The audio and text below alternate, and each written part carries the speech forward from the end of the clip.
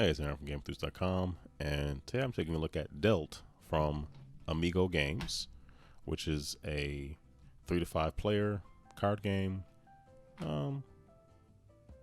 Ages 10 and up. Take about 20 to 30 minutes to play. So Dealt is quite interesting in that it's one of those games, of course it reminds me of Bonanza, where you are not allowed to rearrange the order of the cards in your hand. The object is to sort of be the last player standing, sitting, what have you. It's a trick-taking game where you're not necessarily trying to win the trick. You're just trying to get rid of all your cards as fast as possible. Let me show you how it sets up. So in a 4-player game, every player would have 10 cards, and every player would have 2 cards face up in front of them called the reserve cards. In addition to cards that just have numbers on them, there's also 3 special cards. There's the redraw card, of which there's only 2 in the entire game, 2 in the whole deck. There's a stop card, and then there's the wild card. So the redraw card means if you play the redraw card on your turn, it means the person who basically has the highest single or combination to win that trick would have to draw 3 cards. So you're kind of throwing it out there to incentivize everyone to try to lose that trick. It's interesting. There's 2 of them, and both could potentially be played on one trick, which is interesting as well. There's a stop card, which means as people are putting out their single cards or combinations, if you throw out stop, this whole turn immediately ends and they win. So stop is the highest card that can be played, higher than any number. And then the X can literally be any number you want it to be. In terms of playing cards in your hand and the card combination ranks, the lowest is a solo card. Next up, you have a 2 straight, a 2 pair, a 3 straight, or 3 of a kind, or trips. So trips is highest, a single solo card is lowest. So let's say the player down here would start first. This is their hand. Keep in mind the object is to get rid of all your cards as soon as possible. One important note is you cannot rearrange the order of cards in your hand. So you have to take things as they are. So if you have something that looks like it could set up for a double, for a pair, for trips, for a straight, you'd have to play the cards in between them to bring those cards closer together. I don't have anything like that in this particular hand, so it doesn't really make any difference. I just want to get rid of some cards. So, and getting rid of multiple at one time makes sense because once you're out of cards, then you're safe. %. If you cannot play anything, so let's say I put down this 12. All right, that was my turn. Then this player, this is just the draw deck. You only need that if somebody plays the redraw card. Keep in mind I said that you can only play cards that are touching each other. So I don't have anything that's be considered a straight. Now if I got rid of this 9, I could play this 11 and 12, but I'm not there yet. Also, this person started off with a 12.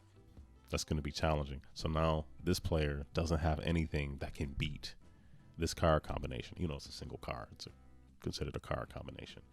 I don't see anything. I don't see any doubles. I don't see any pairs. I don't see any straights. Nada. So what they're going to have to do is, because they can't play anything, they're going to have to draw one of their reserve cards and put it into their hand, thus pushing them further away from getting rid of their cards. But you get to put your reserve card anywhere you want. So I picked up this 5 now. So I have options. I can put it next to the 4 and get a 2 pair and get a 2 card straight, put it next to the 6, get a 2 card straight. Or I could put it next to this other 5 and have a pair. A 2 card straight is lower than a pair. So that will be this player's turn. But now I'm down by 1 reserve. You're out of a round when you don't have any more reserves and you have to take one of these. So once you're out of reserve cards, you have to take one of your tokens. If all your tokens are gone, this is the type of game where you can have 1 loser and multiple winners. So if all your tokens are gone, you've lost the game, you're out. Everybody else will win. I guess you could play such that it's literally the last player who's still eligible. You could keep going that way, but the rules actually just say it really is it's 1 loser, multiple winners. That's the type of game it is. So they couldn't go. So now it's this player's turn. Okay. Well, they got some options here. Look at that. Now imagine you can only play 3 cards. So imagine you can get all those together. So I'm going to play 4, 5, 6. They've gotten rid of 3 cards on one turn. It's very good. And this player has nothing even remotely close to being able to do that. If I did a 5, if this was a 7, if I did a 5, 6, 7, that would beat that, but I can't. So because they can't beat this, all they're able to do is just draw one of their reserve cards and just slot it in wherever they think it would go best. So now they're down by reserve cards. They are not. That's it. It's the discard pile. Because this player down here won this trick, they would start off the next one. Let's say they played a redraw card. So essentially they've disincentivized everyone from trying to win. So of course nobody's trying to win now because they don't want to draw 3 cards. So now that player puts down a 1, nothing less than a 1. This player puts down a 2. So now this player is now winning so far. And now this player can see that this player here is winning right now. So they don't want to do anything better. But the whole object of the game is you're supposed to be putting down things that beat the previous card. So now they feel like they can't put anything down, as they can't put a 1 down because that doesn't work with the rules. But what they could do is, since they're going to be drawing 3 cards anyway, they could just say like, well, screw it, really win it, which kind of seems like a waste, but really win it. So they got rid of 2 cards. They're going to draw 3. So they really gained one additional card. So they mitigated most of the damage that they took from a trick they would have won inevitably. So now since they won, they're going to go first. So now they're going to get rid of 3 cards. With a 3-card straight, so 5, 6, 7. This player has pretty much nothing, so they're just going to play a stop. So that just stops the turn. They win this trick. Also eliminating 2 other players from even getting rid of anything. If I can pick it up, it would be great. And since they won, they get to start off the next trick. So they're going to play 2-card straight, 6 and 7.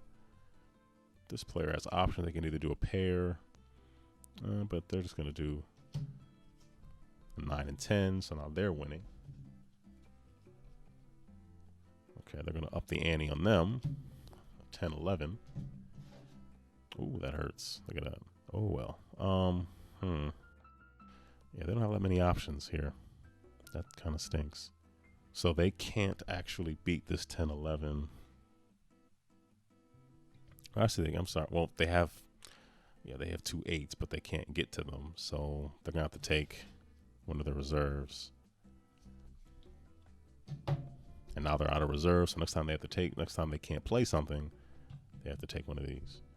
And that is the flow of how Delt goes. It's a little, I do like it. It's a little different.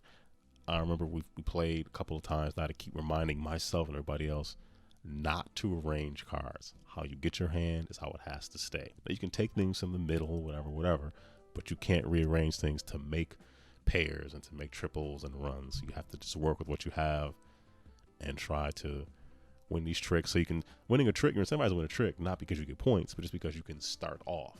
So if you start off, you're getting rid of a card because you're starting everything off. So that's a good thing. So that's Delt. It plays pretty quickly, 3 to 5. We dug it. So things I like. It's quick. It's fairly easy to explain. Even though it was sometimes a little bit frustrating, I do like the fact that you cannot rearrange your hand. So I like the hand management mechanic of you just work with what you have and try to play things in between to pull cards together to get those pairs and those straights. The power-ups, I like. I wish maybe there were more. I feel like they can only have but so many redraws just because it plays up to 5. And when you play with 3 or 4 players, everybody gets 10 cards. You only have like 6 cards in the redraw, which you have only 6 cards in the draw pile, which are set aside for potential redraw cards. So I guess maybe having more might throw off the number of cards and the balance. So I'm asking for something I really don't want. But no, we really enjoyed it. The cards are colorful. It's fun. It's one of those games where people who like trick-taking games, you can pull this out and just give them something that's a little bit of a twist on what they would expect. Anyway, thank you for watching. Hope you enjoyed the video. comment, subscribe, all those good things, like, all that stuff. Wear a mask, stay safe, be blessed.